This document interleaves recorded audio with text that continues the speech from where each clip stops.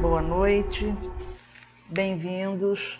Vamos continuar nossa conversa sobre as bem-aventuranças que nós iniciamos a semana passada, pedindo antes que Jesus nos guie e oriente nosso trabalho e que nós possamos tirar o maior proveito, cada um, das palavras de Jesus. A primeira bem-aventurança é: bem-aventurados os pobres em espírito, porque deles é o reino dos céus. Como nós já dissemos, há algumas traduções diferentes, né? Pode ser: bem-aventurados os pobres em espírito, os pobres de espírito, felizes os pobres de espírito, conforme o tradutor. O importante é se ter em mente o significado disso. Qual é o significado que Jesus dava a essa palavra? Entender que naquela época, entre os hebreus, o que significava a palavra que ele usou. Jesus falava, como a maioria, né? Eles falavam em hebraico e aramaico. Então, essa expressão, da qual foi traduzida bem-aventurados ou felizes, os pobres em espírito, essa expressão bem-aventurados quer dizer também, na linguagem daquele tempo, é quase uma ordem de adiantar. É um imperativo, como nos diz a irmã Aila Pinheiro Andrade, que é uma estudiosa da Sagrada Escritura, fez muita palestra com Haroldo Dutra Dias, e numa delas ela dá esse ensinamento, né? Que ler em grego, mas pensar em hebraico. Então é uma ordem de estímulo, de avante, adiante, não desiste, não desanima. E nesse sentido que a gente vai dialogar aqui, conversar aqui um pouco sobre as bem-aventuranças. Falamos a semana passada que para cada bem-aventurança há uma virtude. E a virtude atribuída à primeira bem-aventurança, os pobres em espírito, ou pobres de espírito, é a humildade. Humildade, a gente vai ver aqui primeiro, no Evangelho segundo o Espiritismo, codificado por Allan Kardec, essa bem-aventurança ela está no capítulo 7. Vamos ler uma partezinha do que diz Kardec. No item 1, bem-aventurados os pobres de espírito, pois deles é o reino dos céus, que ele tira do Evangelho de Mateus, capítulo 5, versículo 3. A incredulidade zomba deste ensinamento moral: bem-aventurados os pobres de espírito, como tem zombado de outras afirmativas de Jesus por não as entender. Por pobres de espírito, Jesus não se refere aos homens desprovidos de inteligência, mas sim aos humildes. Ele disse que é deles o reino dos céus e não dos orgulhosos. Esse dos céus aqui também já nos dá uma ideia de pluralidade. Então, Jesus não fala do céu, esse céu que durante muito tempo se acreditou ser um lugar no espaço, um lugar geográfico. Céu, inferno são estados de ânimo, estados de espírito. É como a alma, espírito encarnado, se sente, é como o espírito, ao desencarnar, também se sente. Segundo os nossos atos, ações, nossos pensamentos, nós vivemos no céu, vivemos no inferno, vivemos num purgatório. O livro Céu e Inferno nos fala muito disso. Não é esse o nosso tema hoje são essas bem-aventuranças. E se a humildade é a finalidade, é a virtude que corresponde a essa bem-aventurança, vamos ver o que nos diz aqui Emmanuel no livro A Caminho da Luz, pela psicografia de Chico Xavier, ele nos mostrando já Jesus como o símbolo, a própria humildade. Ele nos diz no capítulo 12, a vinda de Jesus. Ele diz assim: a manjedoura assinalava o ponto inicial da lição salvadora do Cristo, como a dizer que a humildade representa a chave de todas as virtudes. E a gente vai ver mais adiante, nessa escalada dessa montanha das virtudes, das bem-aventuranças, como se fossem, vamos colocar como se fossem degraus, são etapas, né, do nosso desenvolvimento. Então, a humildade representa a chave de todas as virtudes. Se eu não tenho a chave, eu não acesso ao local. E essa virtude, a humildade, que vai abrir as portas para todas as outras virtudes. Segue Emmanuel dizendo: começava a era definitiva da maioridade espiritual da humanidade da Terra, uma vez que Jesus, com sua exemplificação divina, entregaria o código de fraternidade e do amor a todos os corações. Então, ele já está falando de maturidade espiritual da humanidade na Terra. Jesus vem nos ensinar justamente isso, a sermos humanos. Ele não vem pregando a angelitude, ele não vem querendo que nós, espíritos do mundo de provas e expiações, alcancemos logo imediatamente a angelitude. Isso é impossível, né? Como a natureza que não dá saltos, é dia a dia, é gradual, é gradativo, e é isso que ele vem ensinar. E ele diz ainda, Emmanuel, a grande lição, nesse mesmo capítulo 12. Sim, o mundo era um imenso rebanho desgarrado. Cada povo fazia da religião uma nova fonte de vaidades, salientando-se que muitos cultos religiosos do Oriente caminhavam para o terreno franco da dissolução e da imoralidade. Mas o Cristo vinha trazer ao mundo os fundamentos eternos da verdade e do amor. Sua palavra mansa e generosa reunia todos os infortunados e todos os pecadores. Escolheu os ambientes mais pobres, mais desataviados, para viver a intensidade das suas lições sublimes, mostrando aos homens que a verdade dispensava o cenário suntuoso dos aerópagos, dos fóruns, dos templos, para fazer-se ouvir a sua misteriosa beleza. E ele começa esse ensinamento, o Sermão do Monte, como o nome já diz, é dito num lugar amplo, aberto. Nós temos já lemos a semana passada, né, um pouco do que o Humberto de Campos nos conta, desse ambiente, mas hoje vamos ler a descrição, é um poeta que fala. Khalil Gibran, poeta libanês, tinha grande admiração por Jesus. E no livro dele, Jesus, o Filho do Homem, ele tem um capítulo, o capítulo 13, que ele fala sobre o Sermão da Montanha. E ele descreve o local. Então vamos começar por essa descrição, fazendo um exercício mental, vamos nos ver, vamos nos sentir, vamos imaginar esse local, como Khalil Gibran descreve, uma descrição que eu acho muito bonita. Vamos caminhar até esse monte, na beira lá do lago de Genezaré, e vamos criar essa ambiência para ouvir o que Jesus tem a nos dizer. Num dia de colheita, Jesus chamou-nos e a seus outros amigos para irmos às colinas. Aqui ele já está falando, ele já está dando um sentido, está se colocando no lugar dos discípulos, do povo hebreu. Porque Jesus fala para cada um de nós, Jesus fala para todos nós. E ele vai, na sua poesia, no seu poema, se colocando nesse caminho. A terra estava perfumada, e como a filha de um rei, em sua festa de bodas, usava todas as suas joias, e o firmamento era o seu noivo. Quando alcançamos o alto, Jesus parou num pequeno bosque de loureiros e disse: descansai aqui, sossegai vossos espíritos e afinai vossos corações, pois tenho muito a vos dizer. Então, reclinando-se na relva, e as flores do verão estavam inteiramente à nossa volta, e Jesus sentou-se no meio de nós, e Jesus disse. E aí ele começa a narrar as bem-aventuranças em forma poética. Então a gente pode se sentir nesse ambiente.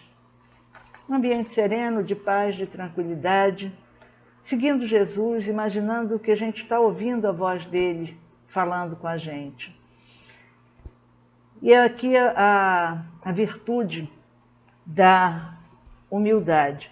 Joana de Ângeles diz que a experiência terrestre tem como essencial a finalidade do autodescobrimento, do sentido de existir, do desenvolvimento da inteligência e do si profundo, ou seja, o desenvolvimento nosso espiritual. Vestimos um corpo, precisamos dele para nos manifestarmos na Terra, mas sabemos que cada reencarnação é mais uma prova que a gente passa. É a hora da gente, o que aprendeu no mundo espiritual, vir pôr em prática, vir praticar, vir fazer as nossas expiações, porque o espírito, quando nós estamos no mundo espiritual, nós esquecemos quando reencarnamos, mas o espírito aprende, estuda e fica ansioso por mais essa oportunidade de galgar mais um degrau. Então ele quer pôr à prova o que ele aprendeu, quer se pôr à prova. Algumas vezes não, nem todo espírito, dependendo do grau de evolução que a gente está, às vezes a gente vem numa necessidade mesmo, embora o espírito seja rebelde, não queira, mas toda reencarnação ela é planejada, ela é preparada, ela é acolhida pelos bons espíritos, pelos nossos guias, mentores. A gente não vem, não reencarna assim de repente. Não, há todo um preparo. E já lá, no mundo espiritual, a gente precisa dessa virtude da humildade. Em cada existência, em cada vivência nos planetas de provas e expiações, na Terra não é o único, a gente aprende mais um pouco. E a ideia do educador é essa, um pouco de cada vez, como na escola.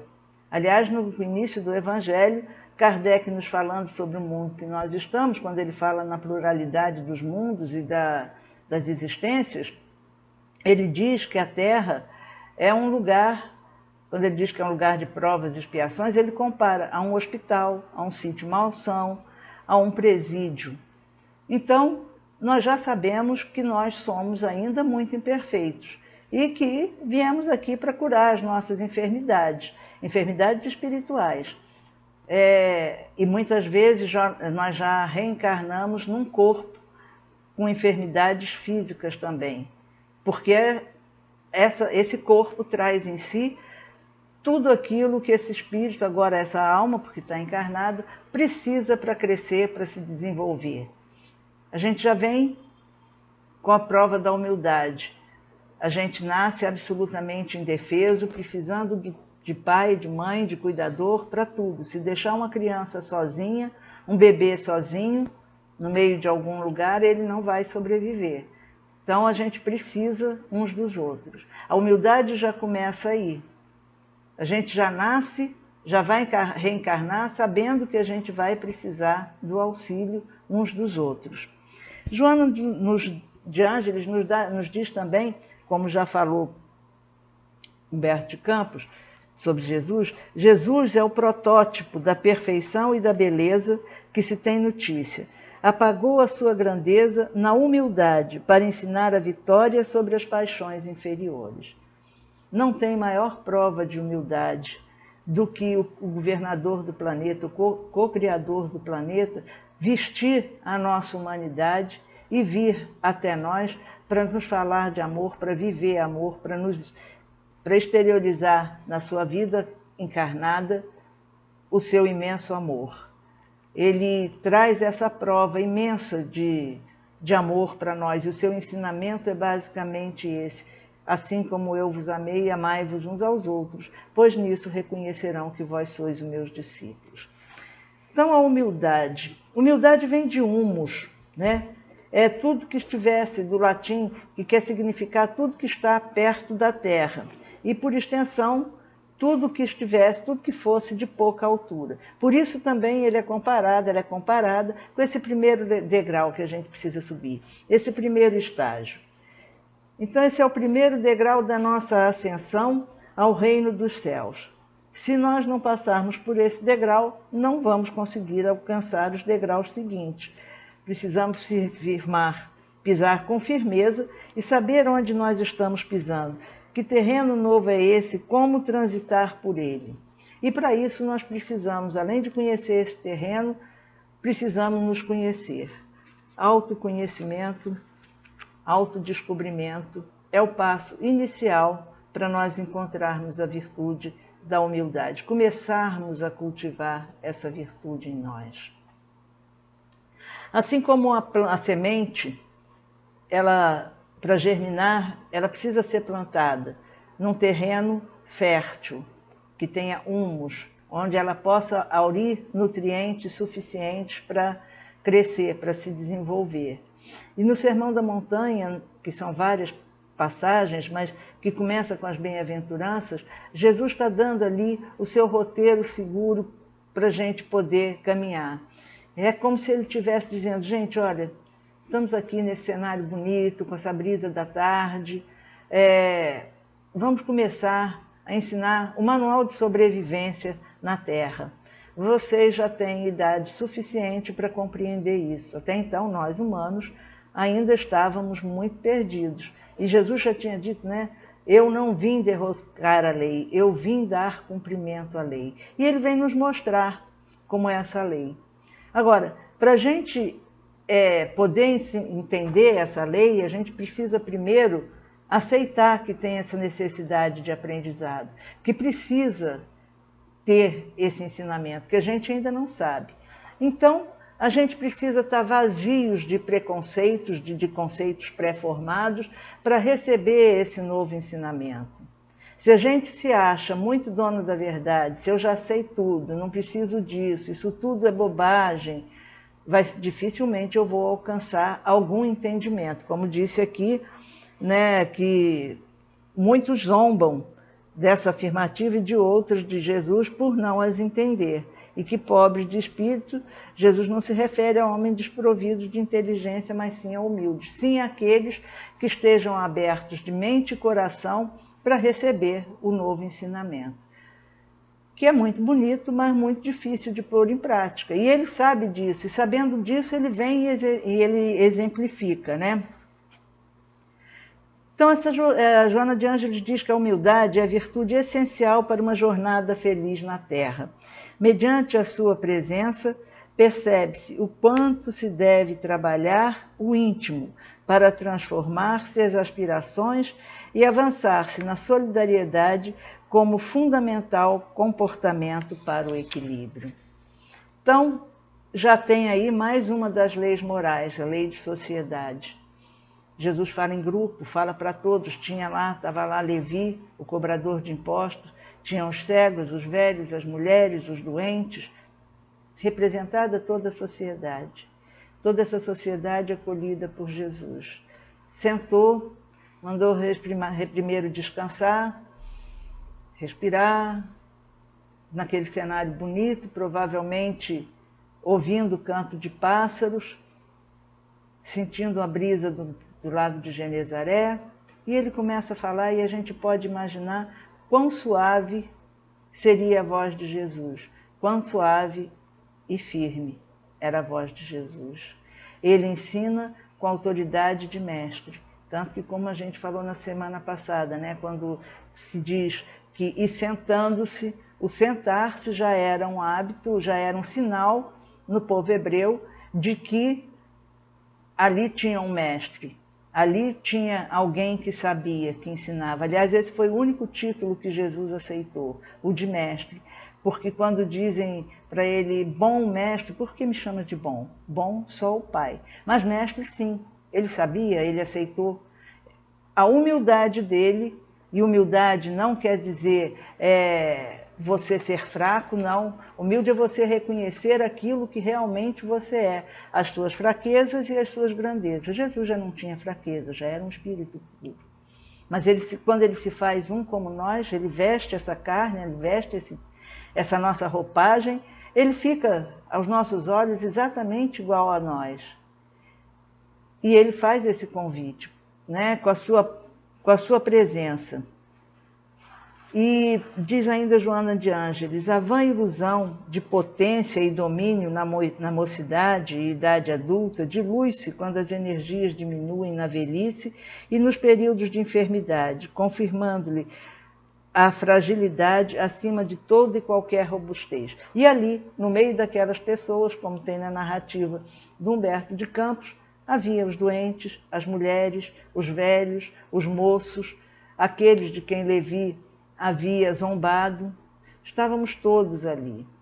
E bem-aventurados os humildes, os humildes, os pobres em espírito. A gente pode fazer uma analogia com a semente. Quando a gente reencarna, a gente vem em forma de semente. E vem para essa terra, que é uma terra fértil. Que terreno a gente vai ser plantado, a gente escolhe. Se é no terreno pedregoso, como fala na parábola, porque a gente já participa do nosso processo, do nosso aprendizado, a nossa programação, reencarnatória. Então a gente chega aqui como uma semente, que vai precisar suportar o peso da terra, a escuridão da terra, a gente vai precisar sentir o calor da terra, baixo do sol, talvez à noite o frio da terra, somos duais, vamos ter que suportar isso tudo. Enquanto vamos suportando isso tudo, nós vamos criando raízes que vão aurindo na própria terra os nutrientes que precisem, vamos nos fixando, vamos nos formando firmes. E vamos aos poucos quebrando cascas, sofrendo essa mutação, essa transformação. Essa semente tem que abrir, tem que ser rompida, tem que ter humildade, tem que aceitar isso, ela está lá no meio do humus, e essa semente vai ser rompida. E aos poucos, superando esse sofrimento, desse rompimento, tirando essa casca, essa semente começa a germinar. Mas ela ainda tem que subir, enfrentar essa terra que está em cima dela, esse peso. É o peso da nossa ignorância, das nossas más ações pretéritas, como diz Joana de Ângeles, somos herdeiros de nós mesmos. Kardec, no Evangelho, ele nos fala, no início do Evangelho, sobre as causas atuais e causas anteriores das aflições. Então, nós estamos aqui para reparar, não como um castigo, mas como um aprendizado. E é vivenciando essas lições que a gente vai aprender e fixar essas lições. Por isso a gente tem que estar firme na terra. Então, aos poucos, vai germinando, começa a aparecer acima da terra, ainda bem baixinho, bem pequenininho, um verdinho que vai ser um caule, e aquela plantinha vai crescendo conforme ela for sendo regada, adubada, cuidada. E esse cuidado vem de onde? Só de fora? Não. Vem dos nossos pensamentos, da nossa índole, do nosso exercício mental, do nosso exercício espiritual. Nós já estamos na maturidade, né? Já encarnamos, já somos sementes maduras para entender esse processo. E aí vem outros ensinamentos de Jesus, vigiai e orai. Mais adiante, na quarta bem-aventurança, vai falar sobre a fé. Mas a gente já nasce sabendo, trazendo alguma fé. E a gente vai desenvolver isso, né? Então a gente está nesse momento, nesse processo de germinação, de florescer, de aceitar com humildade que a gente ainda tem muito o que fazer. E está disposto a romper essas cascas. Romper essas cascas significa também olhar para nós mesmos, olharmos dentro de nós e reconhecer que ainda temos orgulho, egoísmo, vaidade, gula, inveja, uma série de questões a serem resolvidas. E é natural que seja assim pelo local onde nós estamos. Ainda temos muitas doenças espirituais a tratar. E se nós aceitamos essa condição de humano nesse nível, então sim, nós vamos conseguir aurir novos ensinamentos, vamos estar abertos para novas coisas, vamos estar olhando para o próximo com compaixão, com compreensão.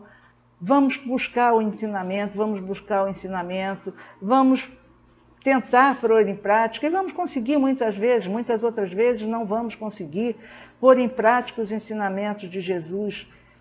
E quando ele diz, aquilo que quereis que vos façam, fazei vós primeiro aos outros, ele está nos dando um grande ensinamento. Eu não sei, sabe, o que você quer para você? O que eu quero para mim? Como eu quero ser tratado? É assim que eu devo tratar o outro.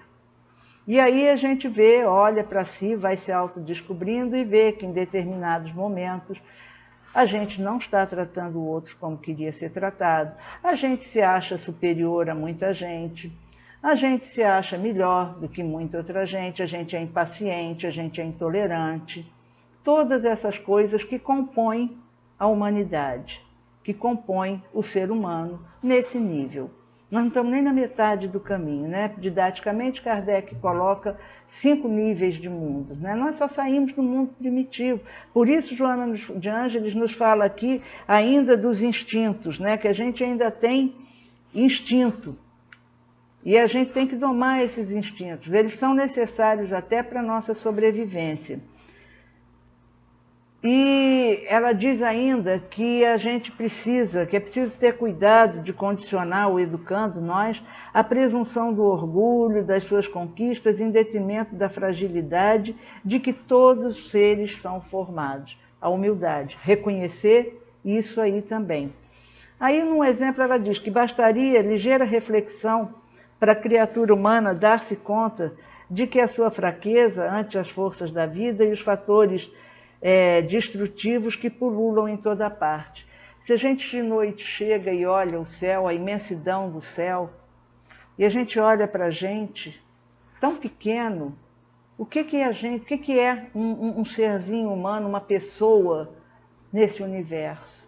Os astronautas falaram, né, do lindo ponto azul, esse planeta azul, visto do espaço, ele é tão pequeno. E a gente se acha tão grande, tão dono da verdade. Então basta a gente olhar a natureza, basta a gente olhar o universo para dizer, caramba. E isso leva também a gente a entender, a compreender, a sentir, a perceber um pouco do imenso amor de Deus por nós. Que nesse vasto universo ele cria a gente e diz, vai lá, toma, isso tudo é seu. Aproveita toda essa beleza da natureza. E a gente vai poder fazer o que a gente quiser. A gente não tem dado os melhores passos, é verdade. Porque a gente ainda está aqui e está destruindo tudo isso. A gente está destruindo esse planeta por causa da nossa ignorância.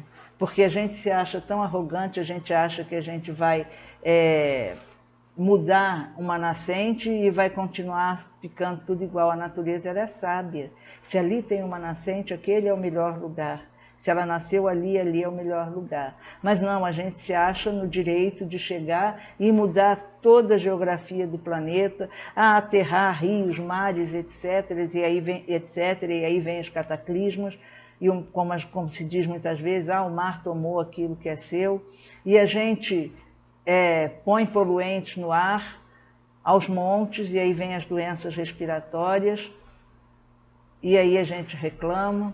E aí a gente está vivendo um momento de aquecimento global, um calor horrível, tempestades de neve também não habituais, porque a gente está na nossa arrogância de ser humano, prepotente, achando que pode fazer o que quiser e bem entender, sem obedecer às leis naturais.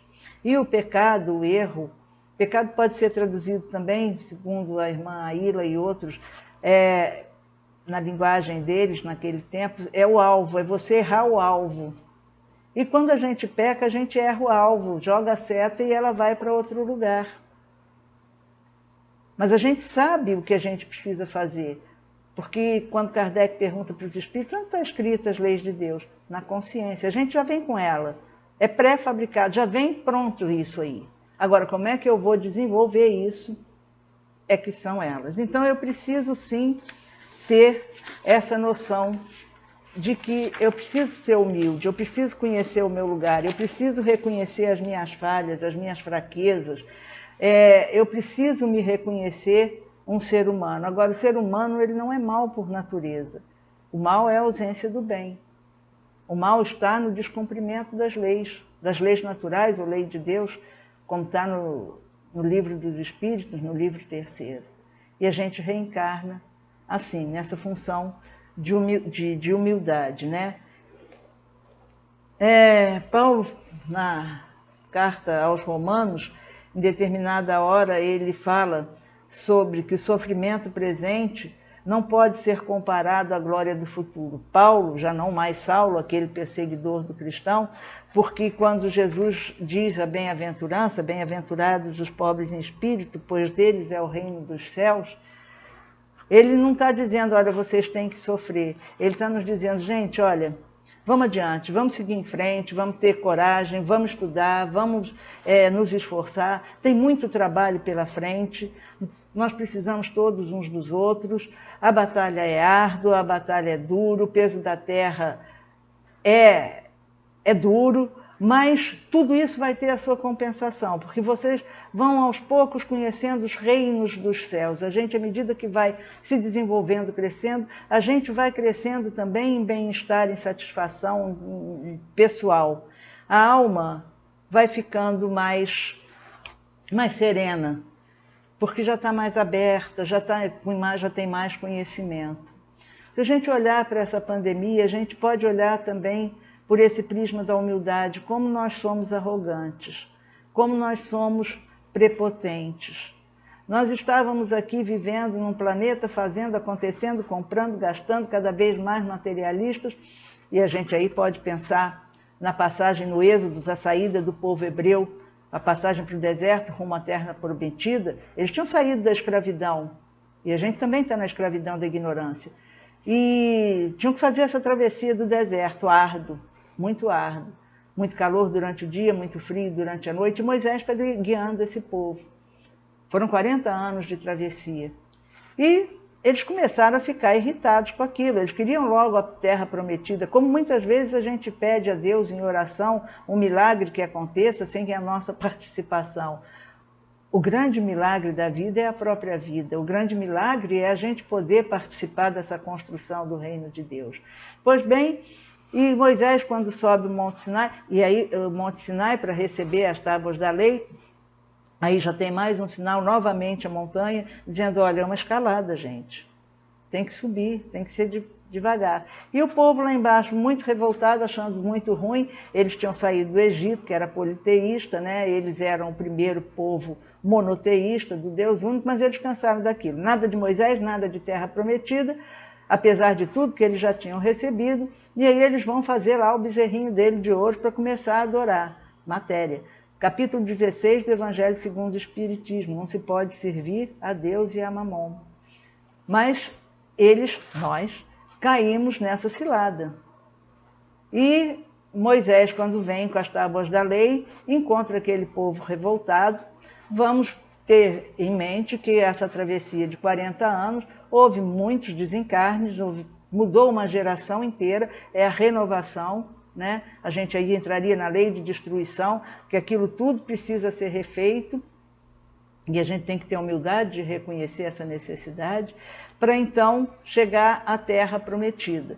Só que eles chegam na terra prometida, e embora houvesse feito Deus uma aliança com eles não cumpriram lá muito bem a aliança feita com Deus. E quando a gente fala eles, a gente deve substituir, é vício de linguagem já, porque a gente devia dizer nós, espécie humana, somos herdeiros de nós mesmos. Eu não sei onde é que a gente estava nisso. A gente podia até fazer parte disso já, né?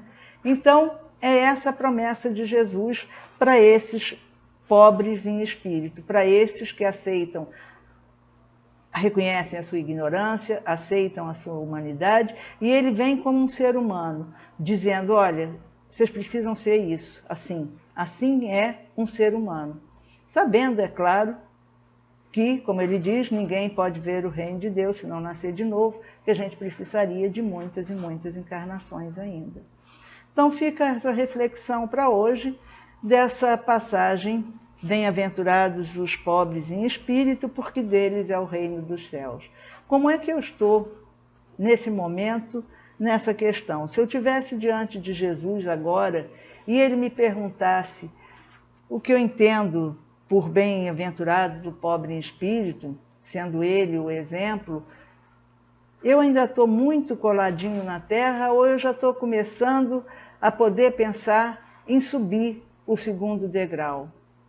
Que cada um de nós busque no autoconhecimento, e aí, como diz Santo Agostinho no Livro dos Espíritos, né? Como é que Kardec, quando pergunta, mas como é que a gente faz para vencer as más inclinações? Como eu fazia quando estava entre vocês, todas as noites. Examina a sua consciência, pensa no seu dia, o que foi que você fez, que não fez, o que bem você podia ter feito e deixou de fazer, e aí a gente vai se perguntar, mas por que eu deixei de fazer? O que aconteceu? Eu fui tomado pelo orgulho, pela vaidade, pela inveja, pelo nada, eu me deixei levar, preguiça, não queria pensar, e achei mais prático isso. Como foi meu dia hoje? Amanhã, o que eu posso fazer de melhor? Embora a gente tenha esse propósito, a gente sabe que não vai cumprir tudo que a gente se propõe, porque é igual Ano Novo, né? A gente faz uma lista de promessas e não cumpre a metade. E nessa pandemia, a gente está vendo o quanto a gente ainda é arrogante, a gente, espécie humana. Não vamos entrar em questões políticas, essa política pequena, partidária, não. Política no seu sentido filosófico, de polis, o melhor para todos. Como a gente ainda vê, como nós queremos ser privilegiados em uma série de coisas. Existe o grupo que vai ser o grupo 1, e aí eu já vou dar um jeitinho de entrar nesse grupo 1. Não, mas é porque... Como é que eu estou nessa situação? Aí a gente faz oração, todo dia a gente pede a Deus, ai Deus, uma vacina, por favor, Deus, uma vacina. E a gente não olha para esse vírus, como não olhou para outras pandemias que a gente já teve, a outras situações, como teve a AIDS alguns anos atrás, que era aquela coisa horrorosa, aí descobriu o remédio, então tudo bem. E se volta como se nada tivesse acontecido. Então, já tem vacina, e a gente começa a descumprir todas as regras, outra vez. E aí, mais uma onda. E aí surge a vacina. E aí as pessoas começam a disputar a vacina. Quem vai primeiro eu sou melhor, eu preciso mais, quem não precisa. Vamos olhar para esse vírus como um professor, como um educador. Porque tem muita coisa que a gente precisa aprender. Se a pandemia terminasse hoje por um milagre, o que na minha vida teria mudado? O que eu faria de diferente do que eu fiz até o início da pandemia? Quem sou eu hoje e quem eu era antes da pandemia? A mesma coisa? Mudei alguma coisa? Evoluí alguma coisa? Aprendi alguma coisa? São algumas das reflexões que a gente deve fazer. E com humildade, não é subserviência. O humilde não é um capacho. O humilde é aquele que reconhece em si a sua pequenez frente a tudo isso e que está disposto a seguir avante, adiante, crescer sempre. Quem sou eu hoje e quem era eu antes dessa pandemia? Quem sou eu ouvindo essa bem-aventurança? Ela me diz alguma coisa ou não me diz absolutamente nada e eu continuo como esse, zombando dessa e de outras afirmativas de Jesus. O Evangelho é universal e pessoal. Vamos pensar nisso essa semana. Semana que vem a gente conversa sobre a segunda virtude da segunda bem-aventurança. Procura lá, não vou falar não. Tá? Vamos já vir procurando. Vamos buscar, vamos ao encontro do Cristo, vamos subir essa ladeira, porque Ele está lá esperando a gente. Paz e bem, paz e luz, paz, muita paz.